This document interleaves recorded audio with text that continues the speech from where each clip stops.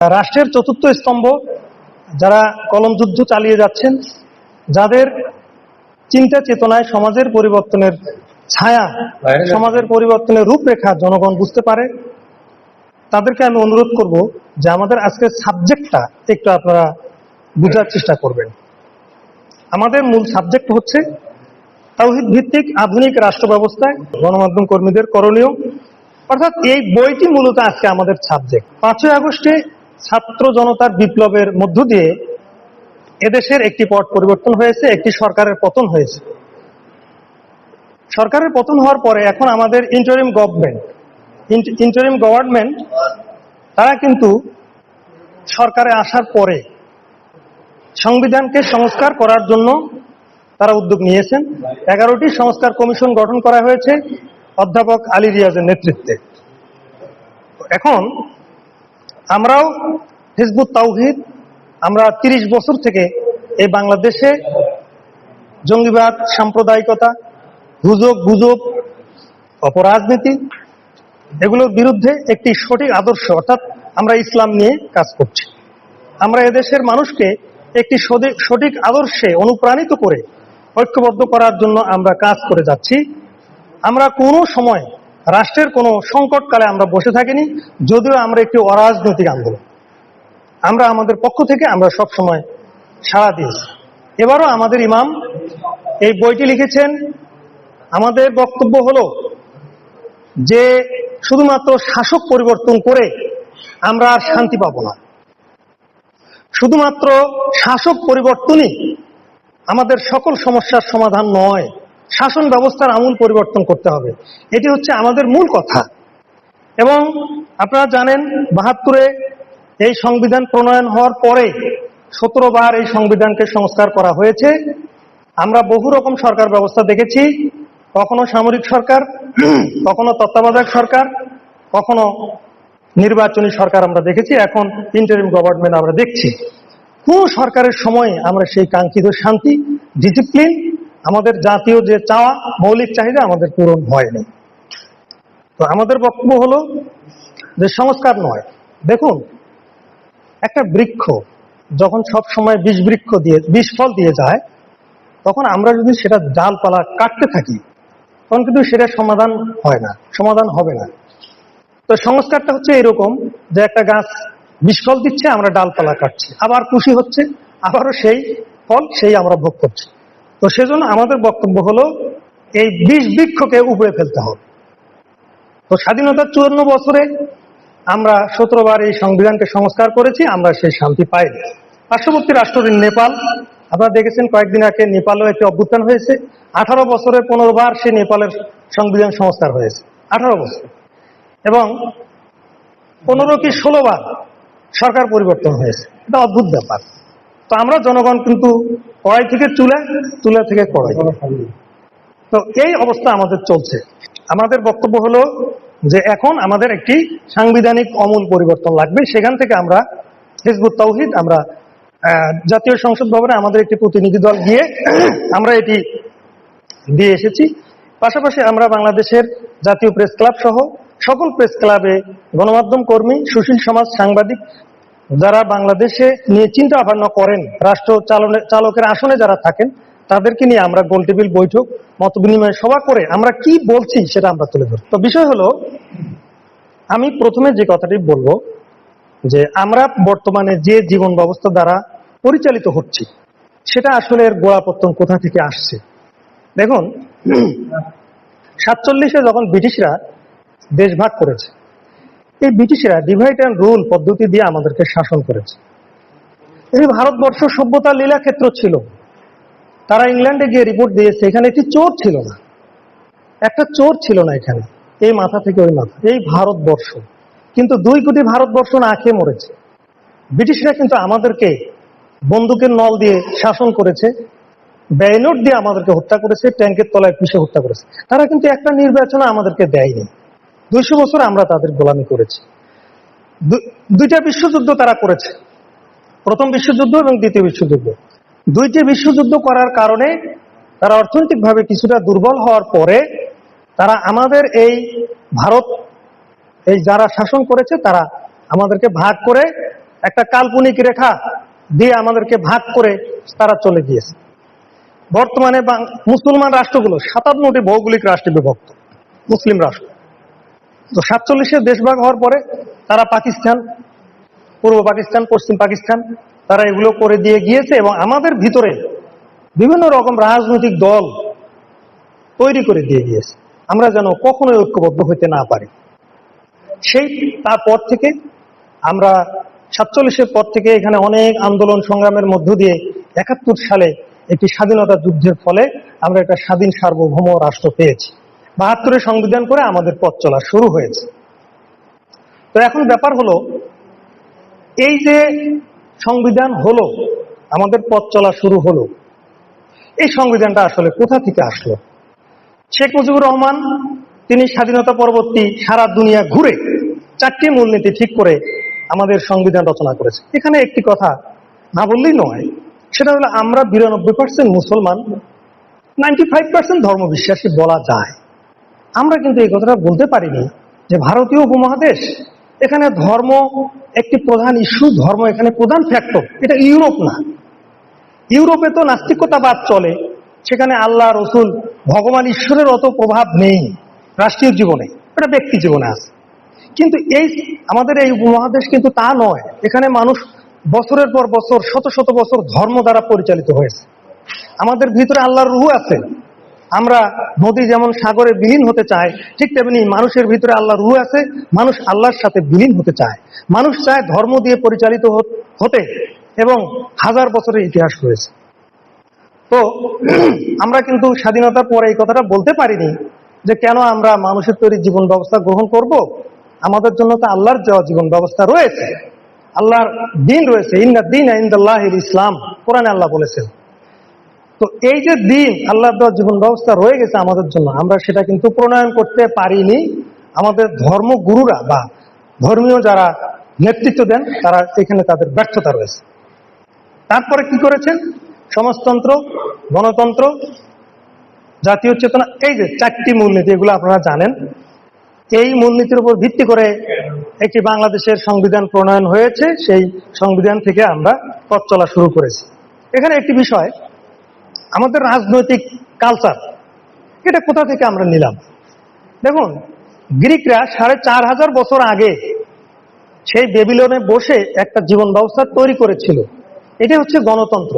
প্রায় 4500 বছর আগে এই গ্রিক দর্শন, এই গণতন্ত্র যখন মধ্যযুগে সামন্ত রাজা, ধর্মগুরু, এই যে ত্রিমুখী বুর্জুয়া ধনী শ্রেণী, সামন্ত রাজা শ্রেণী এবং ধর্মগুরুদের ত্রিমুখী সংঘাতের ফলে যে ক্লাস অফ সিভিলাইজেশন, মধ্যযুগীয় বর্বরতা হলো, তখন কিন্তু রাজা অষ্টম হেনরির শাসন আমলে ধর্ম নিরপেক্ষ মতবাদ চালু হয়েছে।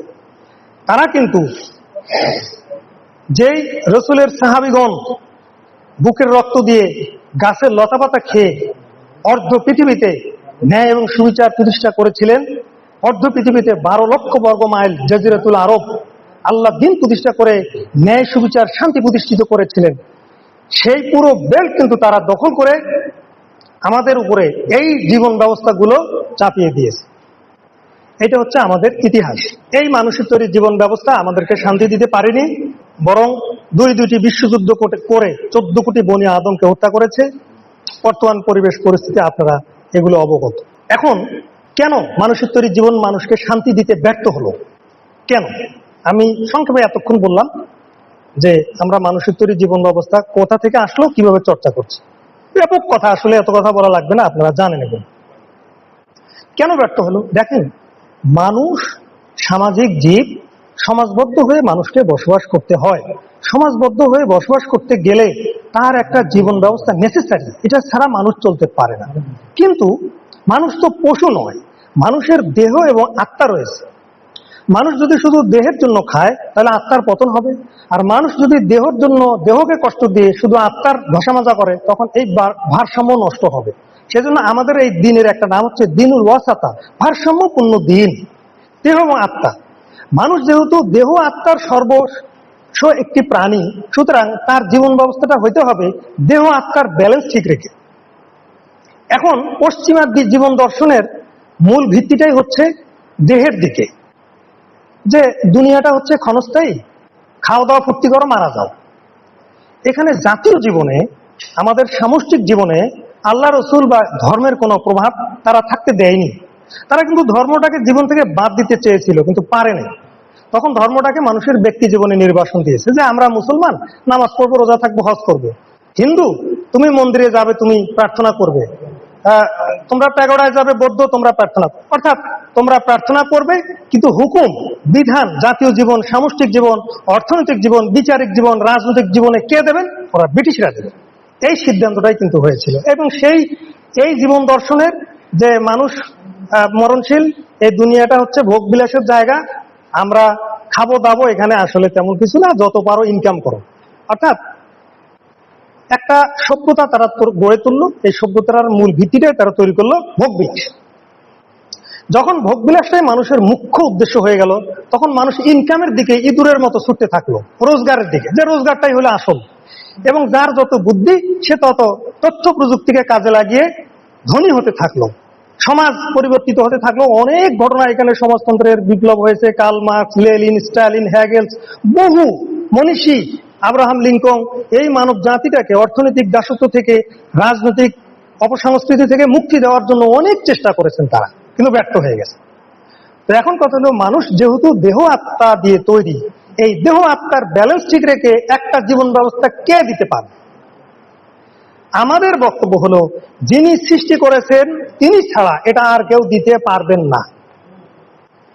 দেহ এবং আত্মার ভারসাম্য ঠিক রেখে যিনি আমাদেরকে সৃষ্টি করেছেন তিনি ছাড়া এরকম ভারসাম্যপূর্ণ জীবন ব্যবস্থাটা মানুষ দিতে পারবে না। কারণ মানুষের জ্ঞান ক্ষুদ্র, আর একটা মানুষের সীমাবদ্ধতা আছে, মানুষ ভবিষ্যৎ জানে না।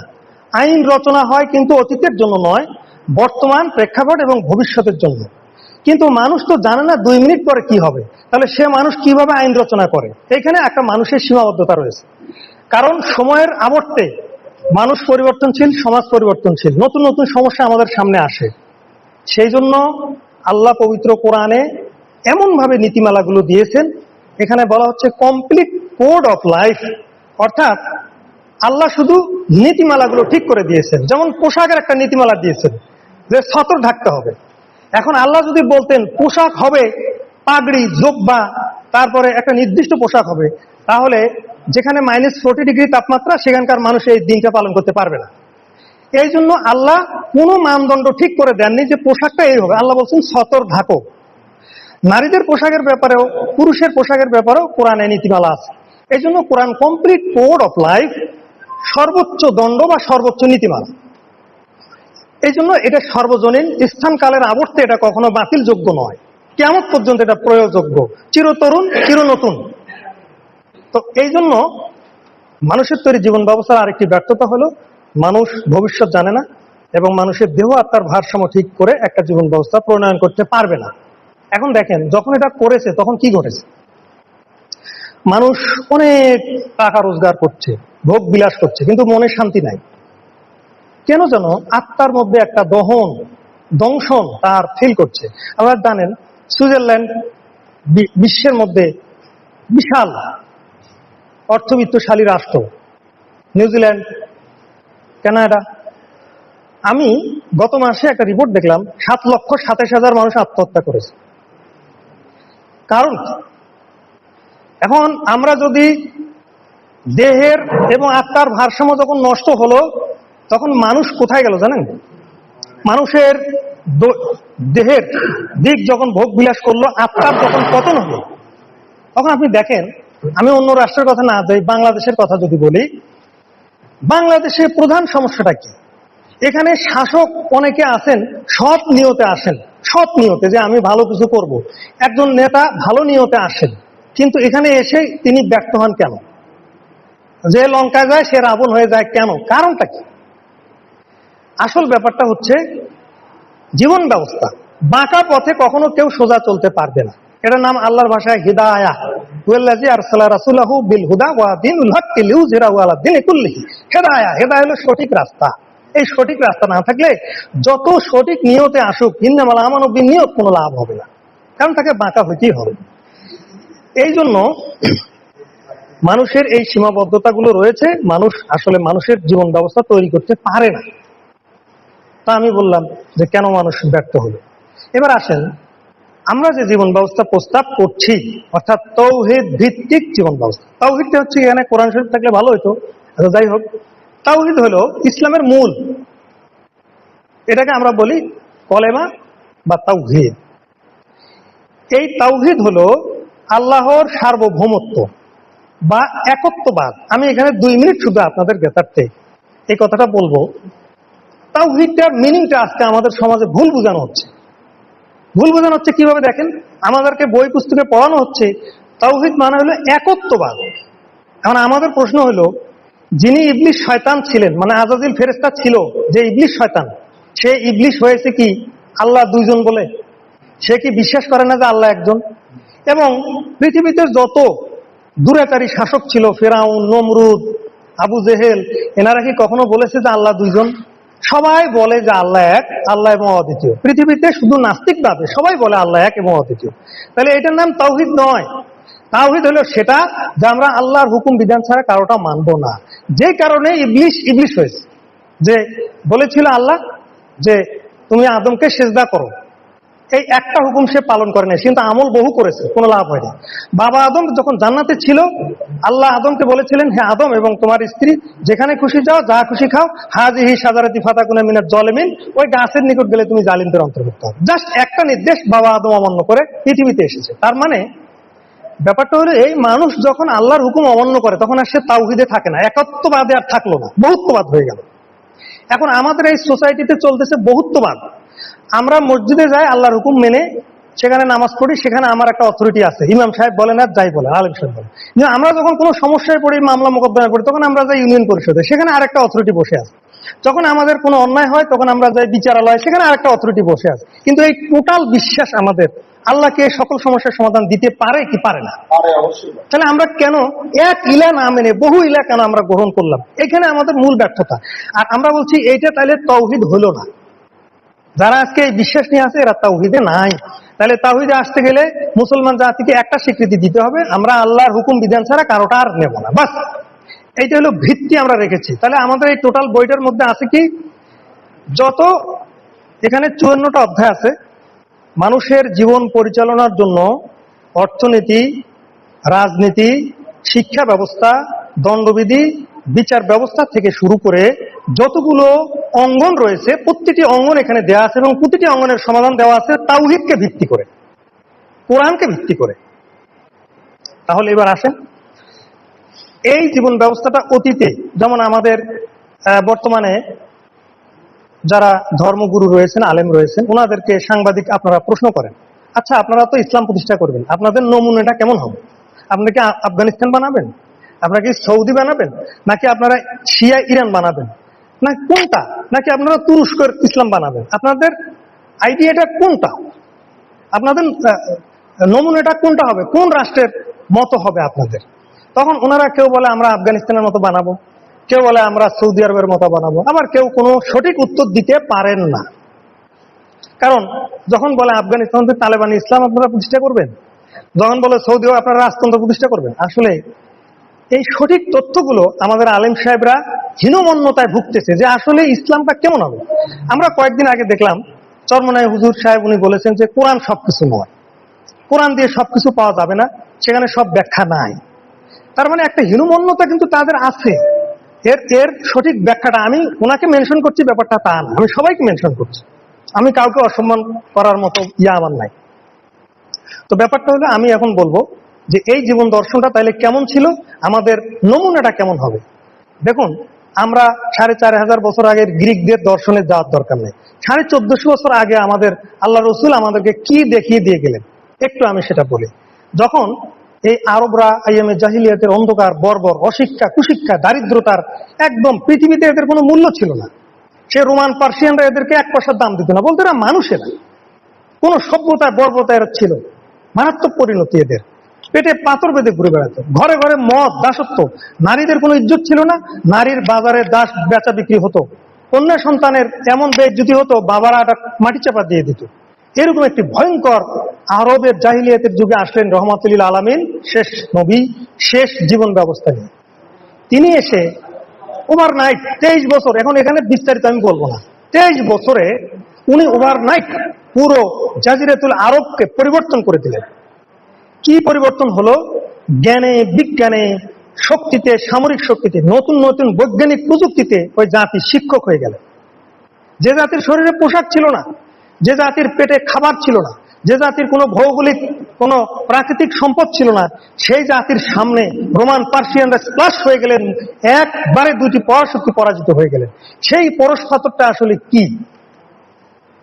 সেই পরশ পাথরটা হলো আল্লাহর দিন, আল্লাহ দেওয়া জীবন ব্যবস্থা। তাহলে কি হলো? অল্প কিছুদিনের মধ্যে যেখানে ঘরে ঘরে চুরি বাটপারি হতো, সেখানে দেখা গেল উটের পিঠে খাবার বোঝাই করে করে মানুষ ঘুরেছে, নেওয়ার মতো কোনো লোক ছিল না। অর্থাৎ অর্থনৈতিক মুক্তি হলো। একজন সুন্দরী যুবতী নারী সারা শরীরে অলংকার পরে সানা থেকে হায়দ্রাবাদ একা হেঁটে গেল, বন্য প্রাণী আল্লাহর ভয় ছাড়া তার মনে কোনো ভয় জাগ্রত হলো না। আদালতে বছরের পর বছর কোনো মামলা আসলো না। যদিও কালে ভদ্রে কেউ অপরাধ করলো, রসুলের সামনে এসে বলেছেন, ইয়া রাসূলুল্লাহ, আমি অপরাধ করেছি, আমাকে শাস্তি দিন। রসুল ডাইনে ঘুরলেন, বললেন, ইয়া রাসূলুল্লাহ, আমাকে শাস্তি দিন। রসুল বামে ঘুরলেন, রসুল চাচ্ছেন সে চলে যাক। কিন্তু 3 বার বলার পরে তখন রসুল তাকে শাস্তি দিলে, তবুও শাস্তি দিলে একটা ঘটনা আছে, যাই হোক, এগুলো আপনারা জানেন। তাহলে আদালতে কোনো মাসের পর মাস অভিযোগ পর্যন্ত আসে নাই, মামলা মোকদ্দমা তো দূরের কথা। তাহলে সেটা কিভাবে হয়েছে? কোন পরশ পাথর দিয়ে হয়েছে? তারপরে অর্ধেক পৃথিবী, হযরত ওমর 12 লক্ষ বর্গ মাইলের অধিপতি, খেজুর গাছের নিচে ঘুমাতেন। রোমান থেকে যখন রাষ্ট্রদূত এসে বললেন, তোমাদের আমিরুল মোমিনিন কোথায়, তার প্রাসাদ কোথায়? কিসের প্রাসাদ? যায় দেখেন কোনো খেজুর গাছের নিচে ঘুমাচ্ছেন। বলেন কি? যায় দেখছে খেজুর গাছের নিচে ঘুমাচ্ছে। তাহলে এরকম একটা জীবন দর্শন 1450 বছর আগে আমাদের সামনে রয়েছে। তারপরে দেখেন, এই জীবন ব্যবস্থা দিয়ে যখন ওই জাতি 60-70 বছরের মধ্যে অর্ধেক পৃথিবীতে, সেই আটলান্টিকের তীর থেকে চীনের সীমান্ত পর্যন্ত যখন আল্লাহর দিনের আওতায় নিয়ে আসলেন, তারপরে ঘটলো একটি দুর্ভাগ্যজনক ইতিহাস, দুর্ভাগ্যজনক ঘটনা। আমাদের শাসকরা, যে শাসক উটের পিঠে ভৃত্যকে তুলে জেরুজালেম সফর করেছিলেন, যে শাসক বাইতুল মালের সুগন্ধি জনগণের জন্য এসেছে, নিজের নাক চেপে ধরেছেন, যেটা আমার অধিকার নাই, জনগণের অধিকার আছে। যে শাসকরা মিম্বরে দাঁড়িয়ে জনগণের কাছে প্রশ্নের উত্তর দিতে হয়েছে যে আপনার কোটটা এত লম্বা হইলো কেন, আমরাও তো পোশাকার থেকে পোশাক পেয়েছি, জবাবদিহিতা করতে হয়েছে। সেই শাসকরা যখন উমাইয়া, আব্বাসীয় খলিফাদের নাম করে যখন তারা ভোগ বিলাস করেছে, সোনার পাত্রে তাদের স্ত্রীরা, তারা হেরেমখানায় বসে মদ বাইজি নিয়ে তারা পড়েছিল, তখন আল্লাহর পক্ষ থেকে শাস্তি আসলো, মঙ্গোলিয়া থেকে হালাক উগান এসে তাদেরকে আক্রমণ করেছে। তারপরে কুচেটাকরা আক্রমণ করেছে, সর্বশেষ এই ইউরোপিয়ানরা আমাদের পুরো পৃথিবীটাকে তারা দখল করে নিয়েছে। নিয়ে তো তারা এই জীবন ব্যবস্থার এগেইনস্টে তারা একটা জীবন ব্যবস্থা দিয়ে দিয়েছে। তো তখন থেকে আমরা, আমাদের মস্তিষ্কে পছন্দ ধরেছে মুসলিম জাতি এক আল্লাহ, এক রসুল, এক কিতাব, এক উম্মাহ ছিল, কুনতুম খাইরা উম্মাহ। কিন্তু সেখান থেকে শিয়া, সুন্নি, হানাফি, শাফি, হাম্বলি, মালিকি, চিশতিয়া, কাদরিয়া, নকশবন্দিয়া, মুজাদ্দিদিয়া, নানান পথে আমরা বিভক্ত হয়ে আমাদের পথ চলা শুরু। তারপরে আমরা এখানে এসেছি। তো আমি দেখালাম যে 60-70 বছর, প্রায় 200-300 বছর একটা জীবন দর্শন অর্ধেক পৃথিবীতে কি পরিমাণ ন্যায়, সুবিচার, সাম্য উপহার দিয়েছে। তো আমাদের সামনে ইতিহাস রয়েছে। তাহলে আমাদেরকে যদি কেউ প্রশ্ন করে আপনাদের ইসলামটা কেমন হবে, আমি বলবো আমাদের উসওয়াতুল হাসানা, আমাদের উত্তম আদর্শ হলো রসুল এবং সাহাবীদের যে জীবন দর্শন, সেটাই হলো আমাদের নমুনা। আমাদের অন্য কোনো তালেবানি নমুনা নেওয়ারও দরকার নাই, ওই রাজতন্ত্র নেওয়ারও দরকার নেই। আমাদের রসুল এবং সাহাবীদের এই 200 বছরের নমুনা নিলে আমাদের যথেষ্ট, লাগবে না। তো এই হলো আমি বললাম যে একটি জীবন ব্যবস্থা আমাদেরকে শান্তি দিয়েছিল। এবার আসেন আমরা কি প্রস্তাব করছি। এখন আমাদের জীবন ব্যবস্থার প্রস্তাবটা কেমন হবে, এই প্রস্তাবটা কি হবে। তো আমি এখানে বলবো, দেখেন, প্রথম রাজনৈতিক যে নেতা বর্তমান জীবন ব্যবস্থায় যারা জনগণকে শাসন করেন, তাদের একটা ব্যর্থতা হলো তারা জনগণকে জবাবদিহিতা করেন 5 বছর পর। নির্বাচন হলো, 5 বছর আর জনগণের কাছে তাকে জবাবদিহি করার প্রয়োজন নেই, 5 বছর পরে সে জবাব দিতে। কিন্তু ইসলাম, আমাদের প্রস্তাবিত রাষ্ট্র ব্যবস্থায় রাজনৈতিক দর্শন কেমন হবে? একজন সাধারণ মানুষ, তিনি রিক্সা চালায়, যদিও আমি রিক্সা চালককেও সম্মান করি, তিনি কিন্তু সচিবালয়ে প্রবেশ করতে পারেন না, অনেক সীমাবদ্ধতা আছে। কিন্তু ইসলামী রাষ্ট্র ব্যবস্থার মসজিদ ভিত্তিক জীবন ব্যবস্থায় একজন শাসককে দিনে 5 বার জনগণের মুখোমুখি হইতে হবে, সপ্তাহে একদিন জনগণের মুখোমুখি হইতে হবে, সে সচিব হোক আর ডিসি হোক। আমার যদি কোনো সমস্যা থাকে আমি সামনের কাতারে দাঁড়াবো, কেউ কি আমাকে সামনে থেকে পিছনে নিতে পারবে? ইসলাম অধিকার দিয়েছে। আমি শাসককে জবাবদিহি করতে পারবো, কিন্তু বর্তমান প্রচলিত জীবন ব্যবস্থায় সেটা সম্ভব হচ্ছে না। তাহলে দিনে 5 বার শাসকরা জবাবদিহি করবে, সপ্তাহে একদিন আল্লাহ বলেছেন ক্রয় বিক্রয় বন্ধ করো, ধাবিত হও, তোমাদের সেখানে রয়েছে কল্যাণ। বছরে একবার আরাফার ময়দানে জবাবদিহি করতে হবে। কি সুন্দর সিস্টেম আল্লাহ দিয়েছেন। তাহলে শাসকের জবাবদিহিতার ব্যাপারে প্রচলিত জীবন ব্যবস্থায় ব্যর্থতা রয়েছে। আমরা যে তাওহীদ ভিত্তিক জীবন দর্শনে আমরা বলছি যে এটি একটি সুন্দর পথ, এই পথে অগ্রসর হলে আমরা শাসকরা জবাবদিহিতার মধ্যে আসবে, স্বৈর শাসক আর তৈরি হবে। দ্বিতীয়ত, প্রচলিত জীবন দর্শনে শিক্ষা ব্যবস্থার মধ্যে গলদ রয়েছে। শিক্ষা ব্যবস্থার মধ্যে গলদ রয়েছে। এই শিক্ষা ব্যবস্থা প্রণয়ন করেছে ব্রিটিশরা। তারা 2 ধরনের শিক্ষা ব্যবস্থা প্রণয়ন করেছে, সাধারণ শিক্ষা ব্যবস্থা, মাদ্রাসা শিক্ষা ব্যবস্থা। সাধারণ শিক্ষা ব্যবস্থায় তারা ইংরেজি, ভূগোল বিজ্ঞান থেকে শুরু করে যেন একজন মানুষ করে খেতে পারে, চাকরি করে খেতে পারে, ভকেশনাল শিক্ষা থেকে শুরু করে সবকিছু দেওয়া হচ্ছে। সেখানে কিন্তু আল্লাহ রসুল, ভগবান ঈশ্বরের কোনো উপস্থিতি খুব বেশি একটা নাই, নৈতিক শিক্ষা খুব বেশি একটা নাই। যার ফলে এই শিক্ষা থেকে বেরিয়ে এসে আমার দেশের লক্ষ লক্ষ টাকা বিদেশে পাচার করছে, অফিসে বসে ঘুষ খাচ্ছে, বড় বড় ডাক্তার ভুয়া সার্টিফিকেট দিয়ে ডাক্তারি করছে, বিশ্ববিদ্যালয়ের ভিসি প্রশ্নপত্র ফাঁস করছে, দুর্নীতি করছে। আমার দেশের কৃষক শ্রমিক জনতা কিন্তু অর্থ পাচার করছে না। তার মধ্যে শিক্ষা ব্যবস্থার মধ্যে গলদ রয়েছে। পাশাপাশি মাদ্রাসা এডুকেশন 1780 সালে ব্রিটিশরা, বড়লাট Warren Hastings, doctor A Springer MA ছিল প্রথম প্রিন্সিপাল, প্রথম মাদ্রাসা প্রতিষ্ঠা করেছেন কলিকাতা আলিয়া মাদ্রাসা। সেই মাদ্রাসায় তারা সিলেবাস কি হবে, কারিকুলাম কি হবে, এটা ঠিক করেছেন। ঠিক করে তারা এমন একটা ইসলাম শিক্ষা দিয়েছেন, আলেম সাহেবদেরকে কোন প্রকার ভকেশনাল ইংরেজি, ভূগোল, সাহিত্য শিক্ষা দেননি। তারা ক্ষুদ্রাতি ক্ষুদ্র মাসলা মাসাইলগুলো শিক্ষা দিয়েছেন। এখন মাসলা মাসাইল দিয়ে তো আর পেট চলে না, তখন তারা ধর্মকে বিক্রি করে খাওয়া শুরু করেছে নিরুপায় হয়ে। এই যে শিক্ষা ব্যবস্থা তাদেরকে দিয়েছেন, 2 ধরনের শিক্ষা ব্যবস্থা। জেনারেল শিক্ষা ব্যবস্থায় শিক্ষিত লোক ডিসি সাহেব হইতেছেন, আর মাদ্রাসায় শিক্ষিত লোক হচ্ছে মসজিদের ইমাম হইতেছেন। এখন যখন শুক্রবার দিন ডিসি সাহেব, আমি ডিসি সাহেবকেও সম্মান করি, সর্বোচ্চ সম্মান করি, বা এই ধরনের এডুকেটেড পার্সন যখন মসজিদে যাচ্ছেন, তখন কখন সুবহানাল্লাহটা বলতে হবে সেটা ইমাম সাহেবকে বলে দিতে হচ্ছে, কিন্তু উনি দুনিয়া সম্পর্কে সব জানেন। এই যে ঘটনাটা ঘটছে, এটা কেন ঘটছে? এই ব্রিটিশদের তৈরি করা দ্বিমুখী শিক্ষা ব্যবস্থা এই জাতিটাকে একটা কেরানি কুল তৈরি করার জন্য, এই জাতিটাকে পঙ্গু করানোর জন্য এই শিক্ষা ব্যবস্থা তারা দিয়ে গেছে। আমাদের প্রস্তাবিত তাওহীদ ভিত্তিক রাষ্ট্র ব্যবস্থায় আমরা বলেছি শিক্ষা ব্যবস্থা হবে একমুখী এবং দেহ আত্মার সমন্বয় রেখে, মানুষের দুনিয়া আখেরাতের সমন্বয় রেখে একটি আদর্শ এবং দুনিয়ার বিজ্ঞান, ভূগোল, ইংরেজি, ধর্ম সবকিছু মিলে একমুখী শিক্ষা ব্যবস্থা প্রণয়ন করার আমরা প্রস্তাবনা তুলে ধরেছি। এটি নিয়ে পড়লে আপনারা জানবেন। এটি নিয়ে আমার কথা শেষ। তারপরে আমরা বলেছি প্রচলিত জীবন ব্যবস্থা, অর্থাৎ যে জীবন ব্যবস্থা এখন চলছে, বিচার ব্যবস্থায় সমস্যা রয়েছে। বিচার ব্যবস্থায় আজকে মানুষ, যার অর্থ নাই তার কোনো বিচার পাওয়ার অধিকার নাই, সে পাচ্ছে না বিচার। বিচারের জন্য মানুষ আদালতের দ্বারে দ্বারে কান্না করছে। 44 লক্ষ মামলা পেন্ডিং হয়েছে। দুঃখজনক ঘটনা, 44 লক্ষ মামলা পেন্ডিং হয়েছে।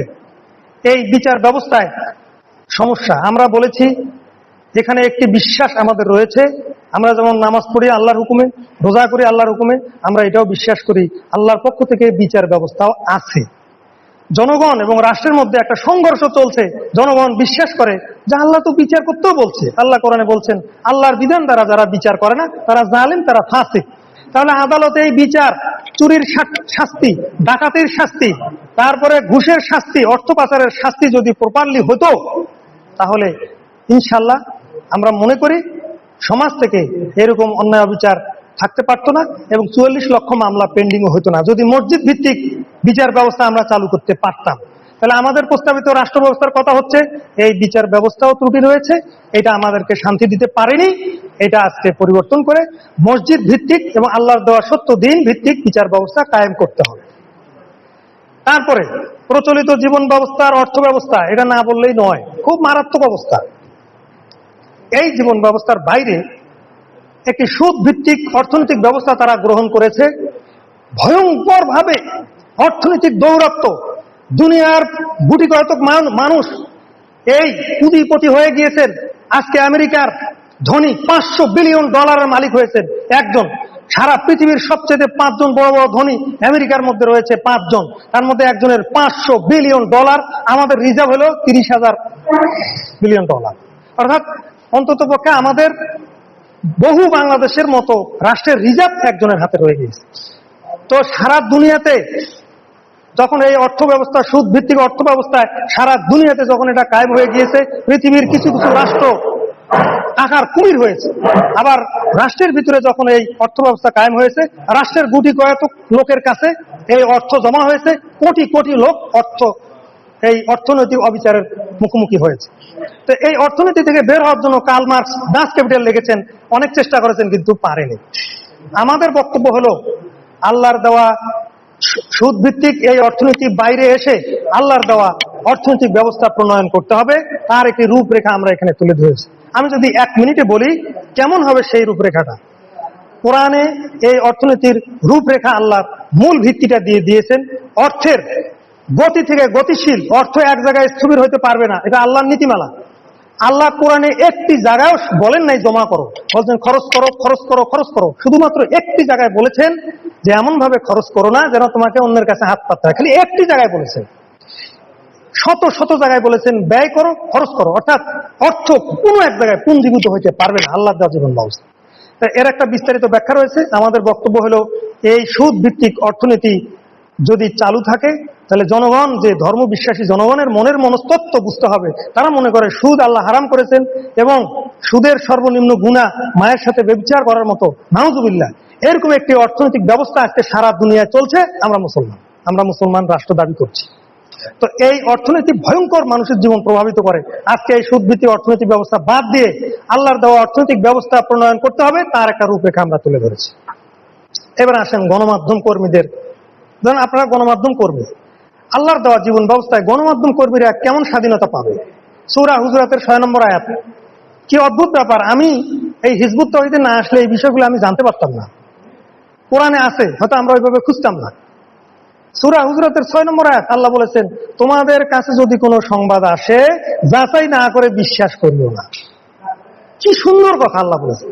সূরা হুজুরাতের 11-12 আয়াতগুলোতে আছে, সত্যের সাথে মিথ্যার মিশ্রণ ঘটাবে না, গুজব সৃষ্টি করবে না, কারো পার্সোনালিটি ব্যক্তিত্বে আঘাত করবে না।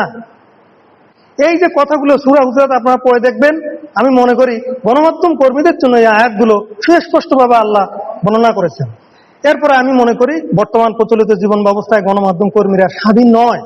আমাকে লালমনিরহাটে প্রশ্ন করেছে, আমরা অনেক নিউজ করি, ডেস্ক থেকে সেগুলো আউট করে দেওয়া হয়, আমরা তো পারি না আমাদের মনের কথা তুলে ধরতে। দেখুন, আমাদের প্রস্তাবিত জীবন ব্যবস্থায় গণমাধ্যম কর্মীরা স্বাধীন হবে। কোনো পত্রিকা বের করতে কোনো লাইসেন্স লাগবে না, শুধু একটি মাত্র শর্ত, আপনি কোনো মিথ্যা, কারো সম্মানহানি করতে পারবেন না। আপনি কত পারেন পত্রিকা বের করেন, কিন্তু আল্লাহর দেওয়া নীতিমালা যদি আপনি ভঙ্গ করেন তাহলে পত্রিকা থাকবে না। এই আর কিছু না। আপনি শাসকের জন্য সমালোচনা করতে পারবেন। আমাদের প্রস্তাবিত রাষ্ট্র ব্যবস্থা আপনি শাসকের সমালোচনা করবেন, সম্পূর্ণ স্বাধীনতা আপনি পাবেন।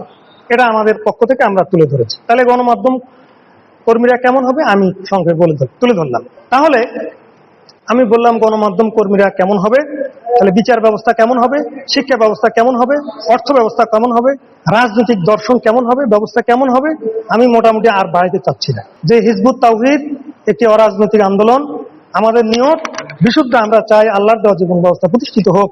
আপনারা আশ্চর্য হবেন, এরকম একটি জীবন ব্যবস্থা আজ পর্যন্ত কিন্তু কোনো দল উপস্থাপন করে নাই। কেউ বলছে আমরা গণতন্ত্র চাই, কেউ বলছে আমরা সমাজতন্ত্র চাই। প্রচলিত রাজনীতির বাইরে তারা আসতে পারছেন না, তাদের কাছে সেই রূপরেখাটা নাই। আমরা বলছি যে আপনারা এটা নেন, এ জাতি বাঁচবে, হলে বাঁচতে পারবে না। আপনারা দেখবেন শাসক পরিবর্তন করেন, নির্বাচন হোক, সংস্কার হোক, কোনো অসুবিধা নাই, কিন্তু আমি বলে গেলাম একজন ক্ষুদ্র মানুষ, শান্তি হবে না, হবে না। শান্তির গ্যারান্টি কেউ দিতে পারবে না, শান্তির শ্বেতকপট আপনার হাতে ধরা দেবে না। এখন স্বাধীনতার 54 বছর পরে আমাদেরকে এই সিদ্ধান্ত নিতে হবে। আমরা যেহেতু মুসলমান, আমরা আল্লাহকে বিশ্বাস করি, আমরা নামাজ পড়ি, রোজা থাকি, এই বিশ্বাস যেমন আমাদের আছে, তেমনি আমাদেরকে এখন বিশ্বাস করতে হবে আল্লাহর দেওয়া বিচার ব্যবস্থাও আছে, অর্থনৈতিক ব্যবস্থাও আছে, রাজনৈতিক ব্যবস্থাও আছে। অর্থাৎ আন আকিমুদ্দিন ওয়ালা তাফাররাকু, আমাদের দিন প্রতিষ্ঠা করতে হবে। যেমন সালাত কায়েম করতে হবে আন আকিমুদ্দিন, এবং এই জন্য আমাদেরকে ঐক্যবদ্ধ হইতে হবে। ওয়াতাসিমু বিহাবলিল্লাহি জামিয়া ওয়ালা তাফাররাকু, আল্লাহ ঐক্যবদ্ধ হতে বলেছেন। তো আমি অনুরোধ করব, হিজবুত তাওহীদ সম্পর্কে অনেক অপপ্রচার করে, অনেকে নানান রকম আমাদের বিরুদ্ধে, তারা এই সমাজে যেটা আমাদের আকীদা নয়, বিশ্বাস নয়, এই ব্যাপারে নানান কথা বলে। আপনারা দয়া করে এগুলো বিশ্বাস করবেন না। আমরা চাই ইসলাম প্রতিষ্ঠিত হোক, আমরা চাই আল্লাহর দেওয়া জীবন ব্যবস্থা প্রতিষ্ঠিত হোক। তো আমি গণমাধ্যম কর্মীদেরকে অনুরোধ করব, এই অনুষ্ঠান শেষ হলে আপনারাও কিছু মতামত আমাদেরকে দেবেন। কোনো ভুল ত্রুটি যদি থাকে আমাদেরকে বলবেন, আমরা সংশোধন করতে রাজি আছি। সংস্কার করতে কোনো অসুবিধা নাই, কিন্তু ভিত্তি আমরা কখনো চেঞ্জ করবো না যেখানে আল্লাহ এবং রাসূলের কোনো কথা আছে। তা আমি সকলের সুস্বাস্থ্য এবং দীর্ঘায়ু কামনা করে আমি আপনাদের কাছে আপাতত বিদায় নিচ্ছি। আমার জন্য একটু দোয়া করবেন, আমি যেন এই সত্যে অটুট থাকতে পারি, আমরা যেন দিন প্রতিষ্ঠার লড়াইয়ে সংগ্রামে আমরা যেন শেষ নিঃশ্বাস পর্যন্ত অটুট থাকতে পারি। এই জন্য আমি সকলের কাছে দোয়া চেয়ে বিদায় নিচ্ছি। আল্লাহ হাফেজ। সালামু আলাইকুম ওয়া রাহমাতুল্লাহ।